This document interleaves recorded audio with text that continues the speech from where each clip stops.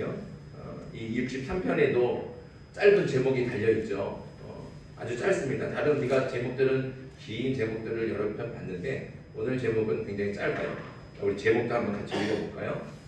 시작. 다윗의 시 유다 광야에 있을 때. 자, 지금 다윗이 어디에 있다고 그래요? 네, 유다 광야에 있다고 합니다. 자, 그럼 우리 다윗이 언제 유다 광야에 있었을까요? 언제 또 왜 유다 광야에 있을까요? 광야라고 하는 말은 말 그대로 사람이 살기 힘든 땅입니다. 거칠고 험하고 척박한 땅, 이런 땅을 광야라고 하죠. 그래서 사람이 사는 땅이 아닙니다. 그런데 다윗은 사람이 살 수 없는 땅, 그 광야에 왜 있을까요? 다윗이 광야를 한 이유는 하나죠. 자기를 위협하는 사람들을, 자기를 죽이려고 하는 사람들을 피해서 도망가기 위해서. 그래서 광야에 머무는 겁니다. 근데 자기가 이렇게 다윗이 이렇게 위협을 받았던 때가 언제예요? 그러니까 이 광야에 간 적은 두 번이 있죠. 쉽게 말하면 사울한테 위협을 받아서 사울에게서 도망칠 때, 사울에서 도망쳐서 광야로 가잖아요. 그리고 또 언제 광야로 갔을까요? 압살롬, 아들인 압살롬이 반역을 저질러서 예루살렘 궁을 다 버리고 도망쳐 나갈 때, 그때도 유다 광야를 지나는 겁니다. 유다 광야를 지나서 요단강 건너서 가죠. 그렇게 이제 이 다윗이 자기의 목숨이 위험하고 어려운 순간에 자기 목숨과 안전을 보장받기 위해서 광야라는 곳에 이제 피해서 도망가는 겁니다. 그러니까 오늘 말씀은 이 두 가지 거를 상정할 수 있죠. 그러면 이 둘 중에 사울을 피해서 유다를 광야에 갔을 때나 아니면 압살롬을 피해서 광야에 갔을 때 이 둘 중에 어디에 속할까요? 오늘 말씀의 맨 마지막에 보면 11절을 보면 왕은 하나님을 즐거워하니니 그러면서 자기 자신을 왕이라고 이렇게 지칭하고 있죠. 근데 우리가 딱 보면 사울을 피해서 갔을 때는 다윗이 아직 왕이 되기 전이죠. 그리고 압살롬을 피해 갔을 때는 왕이 됐을 때고. 그러니까 오늘 말씀은 어디에 속하겠어요? 압살롬을 피해서 도망갈 때, 그때 이 시편을 지은 겁니다. 이런 역사적인 배경을 생각하고 보면 1절 말씀이 잘 이해가 되죠. 자, 1절 말씀 같이 읽어보겠습니다. 시작. 하나님이여 주는 나의 하나님이시라. 내가 간절히 주를 찾되 물이 없어 마르고 황폐한 땅에서 내 영혼이 주를 갈망하며 내 육체가 주를 앙모하나이다. 아멘. 자, 1절 말씀을 보면 다윗이 그 광야에 있다는 게 좀 느껴지시지 않습니까? 다윗이 물도 없고 황폐한 광야에 있음을 잘 보여주고 있습니다. 하지만 이 말씀은 단지 다윗이 처한 그 어떤 물리적인 상황 그리고 환경적인 조건 이것을 얘기해 주는 것만은 아니죠. 1절은 다윗의 지금 내적인 상태, 마음과 영혼의 상태를 보여주고 있습니다. 생각해 보십시오. 사랑하는 아들이 반역을 저질렀습니다. 그래서 하루아침에 모든 것을 다 잃어버린 거예요. 권력도, 명예도, 생명마저도 보장할 수 없는 그런 위험한 상황에 빠졌습니다. 그러니 그 마음이 얼마나 비참하고 고통스럽겠습니까?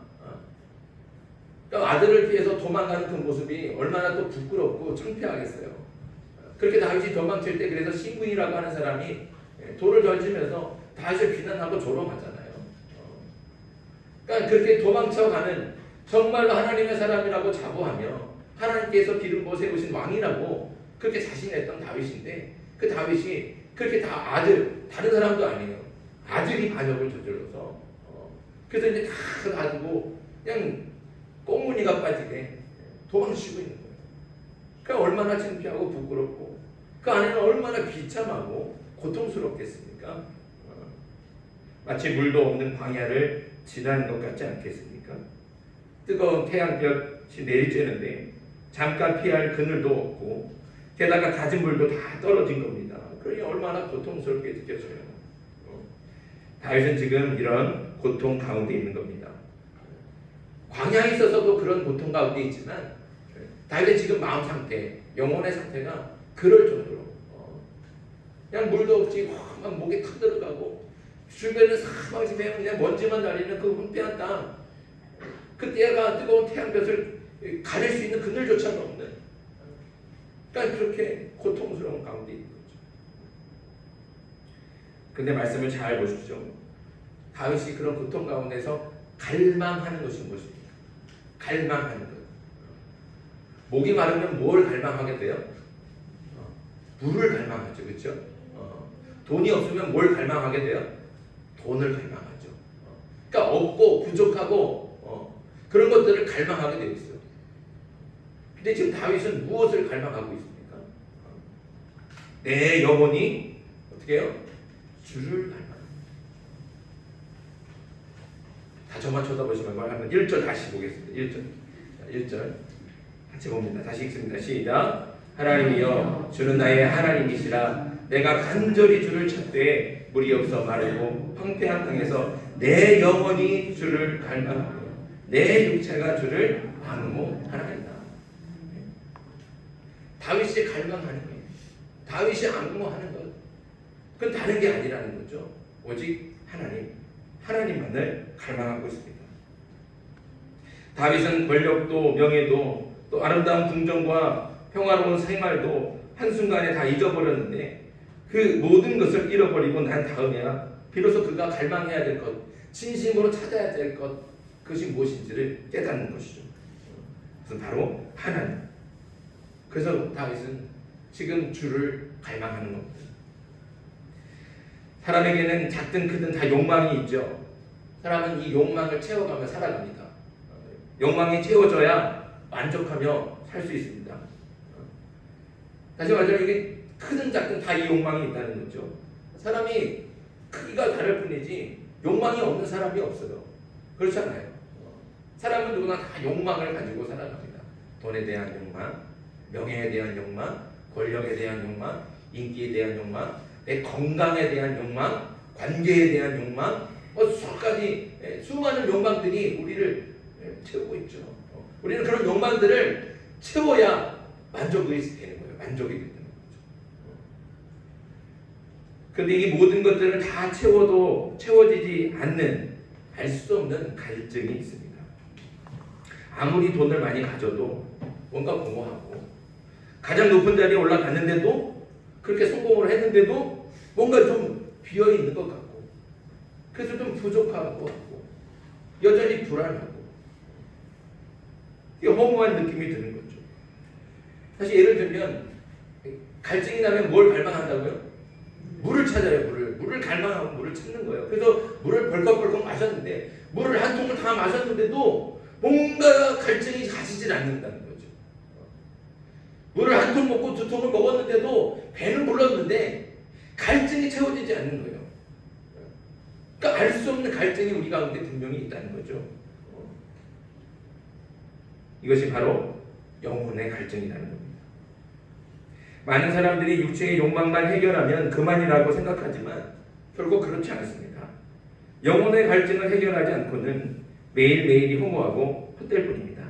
다 가져도 한숨이 끊이질 않고 다 있는데도 매일 부족함을 느끼면서 만족하지 못하는 거예요. 그러니까 다 가졌는데도 매일 입술에서는 불평과 불만과 허무한 한숨만 되풀이 된다는 거죠. 그래서 영혼의 갈증을 반드시 해결해야 됩니다. 이 영혼의 갈증을 어떻게 해소할 수 있습니까? 다시 말하지만 이 영혼의 갈증은 돈으로도 채울 수 없고 명예로도 채울 수 없어요. 다른 세상에 그 어떤 것으로도 채울 수 없어요. 뭐로만 채울 수 있어요? 뭐로 할 수 있어요? 하나님. 하나님만이 우리 영혼의 갈증을 해소할 수 있는 거예요. 해결할 수 있는 거죠. 근데 문제는 대부분의 사람들이 이 영혼의 갈증을 모른 채 살아간다는 겁니다. 그 안에 있는데 모른다는 거죠. 영혼의 갈증이 있어요. 근데 몰라요. 왜 그럴까요? 왜냐하면 육체의 욕망을 채우는 것 그것만 해도 바쁘고 정신이 없기 때문에 그렇습니다. 돈 버느라 정신이 없고 번 돈을 가지고 여행 가고 밥 사 먹고 옷 사고 쇼핑하고 정신없이 돈 쓰느라 또 잊어버리고 승진하고 출세하려면 하루 24니 모자랄 정도로 바쁘게 사니까 영혼의 갈증까지 살필 여유가 없는 겁니다. 그 영혼의 갈증을 알아차리지 못하면 어떻게 될까요? 그러면 영혼의 갈증을 모르며 살아가면 영혼의 갈증이 없는 걸까요? 그렇지 않다는 거죠. 돈을 다 벌었어요. 그래서 확 집도 채워 큰 거 샀는데 그런데도 여전히 채워지지 않는 만족이 없다. 여전히 뭔가 허전하고 공허하고 허무하고 불안하고 긴장 가운데 살아가고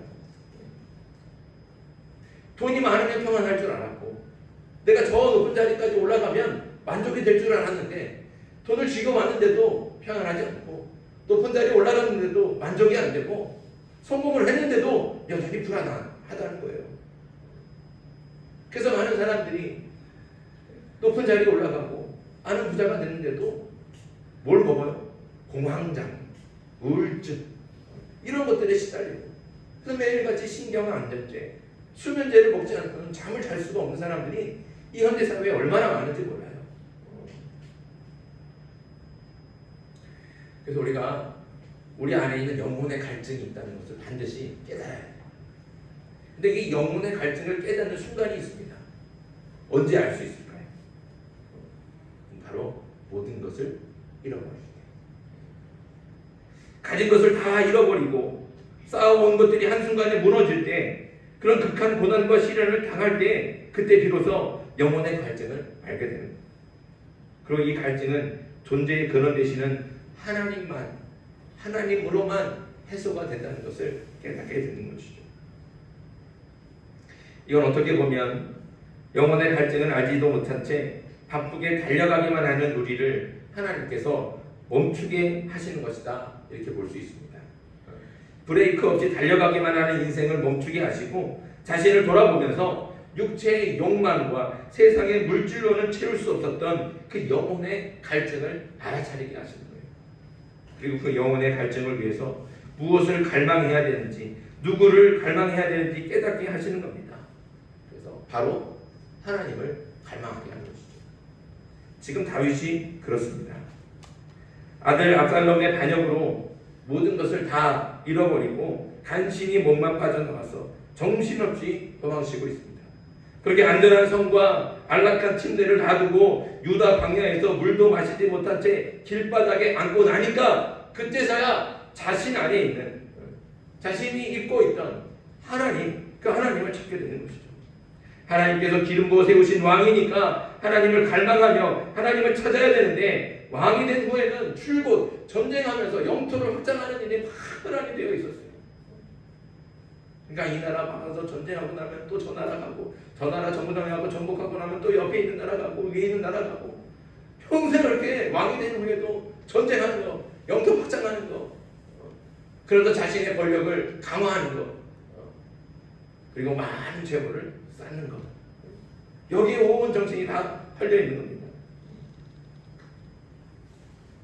그렇게 권력을 강화하고 영토를 높이고 돈과 부를 쌓느라 정신이 팔려서 하나님을 잊어버리는 거죠. 그래서 그 안에 영혼의 갈증이 있어요. 하나님을 찾지 않으면 이 갈증이 생기거든요. 그런데 너무 바쁘고 정신이 없다 보니까 이 갈증조차 잃어버리고 사는 거죠. 그래서 하나님이 다윗을 멈추게 하신 거예요. 멈춰라. 그만 달려가라. 그래서 다 내려놓고 자신을 돌아보면서 자신이 채우지 못했던 그 영혼의 갈증을 알아차리고 그제서야 비로소 하나님을 갈망하는 겁니다. 마치 메마른 광야에서 물을 찾는 것처럼 간절하게 하나님을 갈망하며 찾으니까 그제서야 하나님이 보이는 거죠. 그래서 오늘 시편의 시작은 이렇게 시작한 하나님이여 주는 나의 하나님이시로다. 이 고백을 하면서 이 시편을 시작합니다. 그런데 이렇게 하나님을 갈망할 수 있는 이유는 이게 하나님을 갈망한다는 건 결국에는 하나님이 내 안에서 채워지지 않는 거잖아요. 그렇죠? 그럼 채워지지 않는 보이지 않는 하나님을 갈망하기 위해서 어떻게 해야 되겠어요? 결국에는 과거에 내가 하나님의 은혜를 받았던 경험을 소환해내는 거예요. 내가 하나님의 은혜를 받고 하나님께서 나를 지켜주시고 하나님께서 나를 도와주셨던 그 놀라운 은혜의 자리들을 다시 생각해내는 것이죠. 기억해내는 겁니다. 다윗도 지금 그걸 하고 있어요. 자, 2절 말씀 봅니다. 2절 같이 읽습니다. 시작. 내가 주의 권능과 영광을 보기 위하여 이와 같이 성소에서 주를 바라보았나이다. 다윗이 지금 있는 자리가 어디라고 그랬습니까? 유다 광야에 있죠. 그런데 성소에서 지금 어떻게 해요? 주를 바라보았나이다. 이렇게 고백한다는 거죠. 광야에 있는 다윗이 어떻게 성소에 있겠습니까? 성소하고 광야는 거리도 멀 뿐만 아니라 지금 다윗은 도망치고 있어요. 그래서 예루살렘을 버리고 도망가는 중에 있으니까 다시 성소로 갈 수도 없어요. 그런데도 다윗은 성소에서 주를 보았다고 고백하는 거예요. 무슨 뜻이겠습니까? 이거는 전에 과거에 성소에서 백성들과 함께 하나님을 예배할 때 하나님이 권능과 영광으로 나타나셔서 함께 예배하는 모든 사람들에게 하나님의 은혜가 충만했던 그때 다윗은 그때를 회상하며 기억해 내는 것이죠. 그 하나님의 은혜. 그래서 그 과거의 하나님의 은혜를 생각하고 기억해 내니까 그 과거의 은혜가 마중물이 되는 거예요. 이 메마른 날. 여러분들 펌프질 해보셨잖아요. 그렇죠? 펌프질 해보셨죠? 저도 어릴 때 저희 할머니 집에 이 펌프가 있었어요. 이 펌프가 있을 때 펌프가 그냥은 안 나와요. 어떻게 위에서 물을 부어줘야 되는 거예요. 그걸 마중물이라고 그러잖아요. 마중물. 이 펌프가 다 말라 있어서 그냥 마른 펌프로는 아무리 손을 휘저어도 물이 안 나옵니다. 거기다가 물을 부어야 돼요. 물을 부어. 그 물을 부어서 그 마중물로 물을 붓고 펌프질을 하면 이제 그 밑에서 끌어올려서 물을 아주 그냥 콸콸콸콸 쏟아내는 거예요. 지금 다윗은 그런 걸 하는 거예요.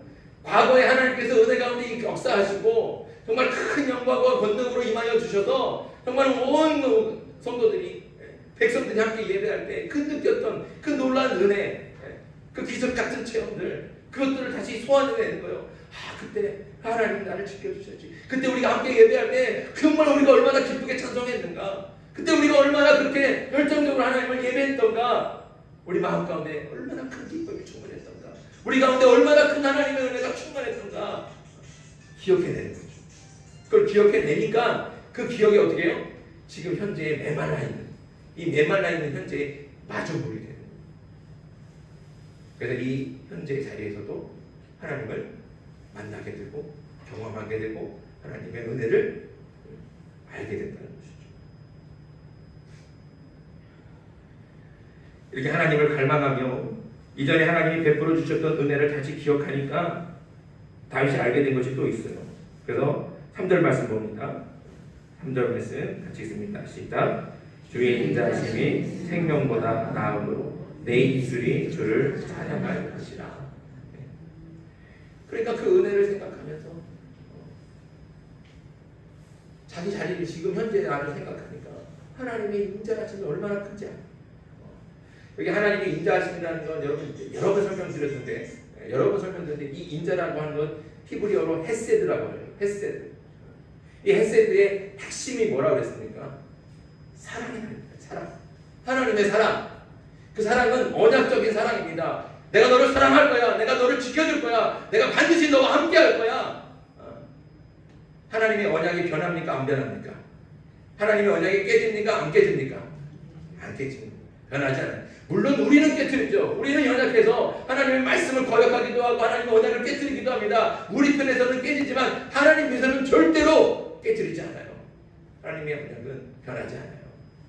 그래서 바울이 뭐라고 고백을 합니까? 로마서 8장 38절과 39절에 내가 확신하노니 사망이나 생명이나 천사들이나 권세자들이나 현재일이나 장래일이나 능력이나 높음이나 깊음이나 다른 어떤 피조물이라도 우리를 우리 주 그리스도 예수 안에 있는 하나님의 사랑에서 끊을 수 없느니라. 이렇게 끊을 수 없는 사랑, 변하지 않는 사랑, 그 어떤 것으로도 깨뜨릴 수 없는 그 사랑, 그것이 바로 헤세드인데 오늘 말씀에는 주의 인자하심이라고 고백하는 거죠. 다윗이 하나님을 갈망하며 하나님께서 베풀어 주셨던 은혜를 기억하니까 그 하나님의 인자하심, 변하지 않는 그 완전한 사랑이 얼마나 귀한지 깨닫게 된다는 거예요. 그때 그 하나님의 은혜가 얼마나 귀한가? 그 얼마나 귀한지 깨닫냐면 내 생명보다도 귀하다는 거예요. 다윗이 고백하는 주의 인자하심이 내 생명보다 낫다. 사람에게 가장 귀한 게 뭡니까? 사실 생명 아닙니까? 천하를 다 얻어도 생명을 얻지 못하면, 지키지 못하면 그 얻은 천하가 무슨 소용이 있겠어요? 생명이 그만큼 귀한 겁니다. 그래서 사람들이 그 생명을 지키기 위해서 얼마나 많은 돈과 얼마나 많은 시간을 쏟아놓습니까? 건강 지키려고 시간 내서 운동하고 몸에 좋다고 하는 건 아무리 비싸도 영양제 같은 거 사 먹고 귀한 거 먹고 그러면서 자기 생명을 지키려고 얼마나 노력을 합니까? 근데 그 귀한 생명보다도 더 귀한 것이 있다는 거예요. 그게 뭐예요? 하나님의 인자하심, 하나님의 사랑입니다. 근데 그 귀한 하나님의 사랑이 누구 겁니까? 누구와 함께하고 있습니까? 다시 맨 처음에 뭐라고 고백했어요? 하나님이여, 주는 나의 하나님이시다. 주는 나의 하나님이시다. 다시 하나님을 나의 하나님으로 고백하는 것은 그 주의 인자하심이 자신에게 있음을, 또 하나님의 사랑이 자신과 함께 있음을 고백하는 겁니다. 그 귀한 하나님의 인자하심은 어디 멀리 있지 않습니다. 주는 나의 하나님이시다. 이 고백처럼 하나님의 인자하심은 그 다윗의 인생에 늘 함께 있었다는 것이죠. 다윗은 그거를 광야에서 깨달은 겁니다. 슬플 때나 기쁠 때나 아플 때나 건강할 때나 가난할 때나 부유할 때나 하나님의 인자하심이 항상 함께 계심을 깨닫고 나니까 얼마나 기쁘겠습니까? 자기 생명보다도 귀한 걸 가지고 있어요. 하나님의 인자하심. 이게 내 생명보다도 귀한, 그러니까 얼마나 귀한 거겠어요? 얼마나 소중한 거겠어요? 근데 그게 나와 함께 하심. 그 하나님의 인자하심이, 그 귀한 인자하심이 나와 함께 하심을 아는 거예요. 그러니까 세상에 다른 것을 가질 필요가 있어요? 없어요? 다른 게 필요가 없어요. 다른 게 만족이 되지 않는 거예요. 다른 게 소용이 없어요. 그 하나님 한 분만으로 만족이 되고 기쁨이 되고. 그래서 기쁘니까 뭐 하게 되나요? 찬송한다는 것이죠. 4절 말씀 봅니다. 4절 같이 읽습니다. 시작. 이러므로 나의 평생에 주를 송축하며 주의 이름으로 말미암아 나의 손을 드리리다. 아멘. 기쁨으로 가득한 다윗, 참된 평안과 만족으로 충만한 다윗은 손을 높이 들고 춤을 추면서 주의 이름을 찬송하고 있습니다. 자, 그런데 중요한 사실은 다윗이 이렇게 기쁨이 가득하고 참된 평안과 만족으로 충만해서 하나님을 찬양하는데 지금 다윗은 어디에 있다고요? 광야에 있다. 어디 좋은 호텔에 앉아갖고 하나님 나를 이렇게 만족을 주시는구나. 그래서 찬송하는 게 아니라는 거예요. 다윗은 지금 모든 것을 다 잃어버린 그 고난의 현장에, 그 척박한 땅, 물도 없고 피할 그늘도 없는 그 황폐한 그 광야에 앉았을 때, 그때 다윗이 지금과 같이 참된 평안과 만족을 누리면서 하나님을 기쁘게 찬송하고 있는 겁니다. 그는 다른 무엇으로 만족하고 있지 않습니다. 하나님 한 분만으로 만족한다는 거죠. 그 고백이 5절에 있어요. 5절도 같이 한번 읽습니다. 시작. 골수와 기름진 것을 먹음과 같이 나의 영혼이 만족할 것이라. 나의 입이 기쁜 입술로 주를 찬송하되. 여기 골수와 기름진 것은 뭐 복잡하게 생각할 게 없어요. 우리가 골수와 기름, 이거는 제사 드릴 때 이 기름은 누구에게 드려요? 하나님께 드리거든요. 이건 하나님 것이에요. 왜 그래요? 가장 귀한 것이니까. 가장 귀한 것이니까. 그래서 골수와 기름진 것이라고 말하는 것은 가장 귀한 것, 가장 귀한 음식을 얘기하는 거예요. 말하자면. 그러니까 여기 이 표현은 다윗 앞에 지금 진수성찬이 차려져 있는 거예요. 산의 진미가, 온갖 산의 진미가 차려져 있어요. 상다리가 휘어질 정도로. 그 음식들을 먹으면서 배도 불릴 뿐만 아니라 얼마나 맛있습니까? 만족이 얼마나 되겠어요? 얼마나 기쁘겠어요? 그렇게 지금 만족하고 있다는 거죠. 우리가 이 말씀을 하나님께서 정말 다윗 앞에다 상을 잔뜩 차려놓고 배부르게 먹게 해주신 그 하나님을 찬송하는 게 아니라는 뜻이죠. 이건 오히려 반대입니다. 반대예요. 지금 다윗은 어디에 있다고요? 광야에 있다는 거예요. 마실 물조차 없어요. 편안히 쉴 의자도 없어요. 그 광야의 그 거친 땅에 땅바닥에 철포도가 앉아있어요. 그 앞에 무슨 산의 진미를 갖다 놓을 수 있겠습니까? 먹을 게 아무것도 없어요. 그럼에도 불구하고 그는 어떻게 해요? 만족하네요. 마치 산의 진미를 먹은 것 같은 만족이 다윗의 가운데 있다는 거예요. 왜요? 하나님이 함께하십니다. 하나님의 그 인자하심이 함께하심을 깨닫게 되고 알게 되니까. 그래서 그는 하나님 한 분만으로 만족하며 기뻐하고 있는 겁니다. 그래서 그는 그 입술을 열 때마다 하나님을 찬송하는 것이죠. 오늘 시간이 많이 가서 오늘 시간을 다 보지 못하겠지만 오늘 말씀의 결심은 뭡니까? 우리가 하나님을 갈망하는 겁니다. 하나님을 갈망하는 하나님을 갈망하지 않은 채 우리는 사람들은 자기만의 욕망을 쫓아갑니다. 그런데 그 모든 것으로는 아무리 채워도 우리가 그 만족함을 누릴 수 없다는 거예요. 하나님을 갈망하는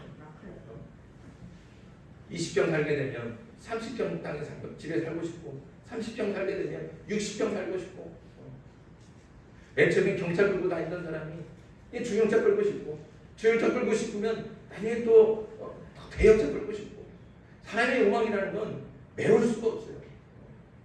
마치 밑 빠진 벽에 물을 붓는 것처럼 채워지지 않는다는 겁니다. 그것은 우리를 완전히 만족시킬 수 없어요. 그 우리를 완전하게 만족시키는 것, 그 영혼의 갈증을 해소하는 것, 오직 하나님 한 번밖에 없다는 것이죠. 우리 저와 여러분들이 다른 것을 갈망하기보다 오직 하나님을 갈망할 수 있기를 간절히 소망합니다. 근데 우리는 그 하나님을 갈망한다는 걸 자꾸 착각을 해요. 어떻게 착각해요? 하나님 앞에 나오면 자꾸 이거 주세요, 저거 주세요, 나 이렇게 되세요, 이렇게 돼요. 우리는 그런 걸 기도하고 열심히 예배하면 나는 하나님 갈망하고 있어 이렇게 착각한다니까요. 그건 하나님을 갈망하는 게 아닙니다. 여기 다윗이 고백하는 것처럼 자신이 모든 것을 다 잃어버리고 아무것도 가진 것이 없을 때 그때 깨닫는 것처럼 나는 오직 하나님 한 분만으로 만족하겠습니다. 이 만족의 고백이 저와 여러분들 가운데 있어야 될 줄 믿습니다. 그러니까 이 만족의 고백이 있으려면 우리는 누굴 찾아야 되는 거예요? 하나님을 찾는다는 거죠. 그러니까 우리의 이 존재의 이 영혼의 갈증을 해소할 수 있는 건 다른 무엇이 아니에요. 그러니까 하나님을 찾아야 돼요. 하나님을 구하고 하나님을 만나고 하나님 가운데 주시는 그 놀라운 인자와 그 사랑의 경험들을 해봐야 된다는 거죠. 그러니까 우리 하나님을 믿는 이유가 뭡니까? 하나님을 영화롭게 하지만 그 영화롭게 하는 것들을 통해서 우리 영혼이 어떻게 돼요? 만족함을 누리는 거예요. 근데 우리가 자꾸 하나님을 통해서 돈을 얻기를 원하고 명예를 얻기를 원하고 또 높은 자리 선택하기를 원하고 그건 하나님을 갈망하는 게 아니라는 거죠. 하나님 그 존재 자체 우리 존재의 근원 아닙니까? 우리 존재의 근원이에요. 내가 살아있는 그 바탕이 어디에 있어요? 하나님에게 있다는 거죠. 하나님이 나를 만드시지 않았습니까? 하나님의 형상대로 우리를 만드셔서 하나님께서 후 하고 호흡하셨어요. 그래서 우리가 이렇게 살아있는 모습으로 살아가는 거예요. 하나님께서 후 하고 불어주셨다는 건 뭐예요? 하나님의 영을 주신 거거든요. 근데 우리는 그 하나님의 영 없이 그 갈망 없이 그저 육체의 욕망을 가지고 살아간다는 거예요. 그리고 그 육체의 욕망을 위해서 자꾸 하나님을 찾는 것, 그것을 우리가 하나님을 갈망한다고 착각하는 겁니다. 다시 말씀드리지만 우리가 갈망해야 되는 오직 하나님인 줄 믿습니다. 더 큰 은혜를 갈망하고 정말 성령이 나와 함께 하심을 하나님께 구하십시오. 하나님이 나의 주인 되심을 하나님께 구해주세요. 다윗이 고백하는 것처럼 하나님이여 주는 나의 하나님이십니다. 이 고백 한마디에만으로도 그 광야에서 만족하고 평안을 누리며 기쁨으로 찬송할 수 있는 것 얼마나 대단한 능력의 삶입니까? 능력은 바로 여기서 나타나는 거예요. 내가 돈이 있어야 권력이 있어야 건강해야 능력이 나타나는 것이 아니라 내 안에 계신 하나님을 느낄 때 내 안에 계신 그 하나님 한 분만으로 만족할 때 우리는 세상에 그 누구하고도 비교할 수 없는 능력의 삶을 살아가게 될 줄 믿습니다. 그러니 저와 여러분들이 이렇게 하나님을 갈망하는 그런 삶을 살아가는 저와 여러분들에게 간절히 소망합니다. 특별히 그런 하나님을 갈망하는 하나님 그 영혼의 갈증을 느낄 수 있을 때가 언제라고요? 내가 모든 것을 다 잃어버렸을 때, 극심한 고난과 시련 가운데 있을 때, 하나님께서는 우리의 그 영혼의 갈증을 알게 하시고 하나님을 다시 갈망하게 하시려고 우리를 멈춰 세우시는 거예요. 그러니 고난을 당하고 때로는 시련 가운데 있을 때 정말 내가 광야에 같이 내몰려는 것 같은 그런 극심한 고통 중에 있을 때, 그때 이때 나를 하나님께서 멈추시는구나. 나에게 영혼의 갈증을 알게 하시고 하나님을 갈망하게 하시는구나 깨닫고 하나님만을 갈망하고 하나님만을 찾아서 하나님께서 주시는 참된 평안과 만족으로 충만해지는 저와 여러분들에게 소망합니다. 그래서 다윗이 한 것처럼 그 광야에서도 아무것도 없는 그 척박한 땅에서도 참된 평안과 만족을 누리니까 그는 입술을 열 때마다 하나님을 찬송하지 않습니다.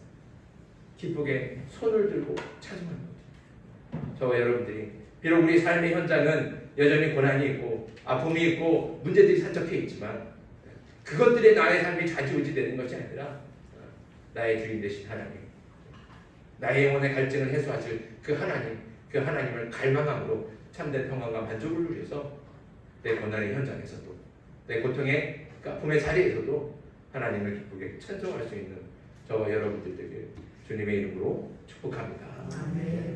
네, 찬양 한 곡 부르겠습니다. 에바다 161장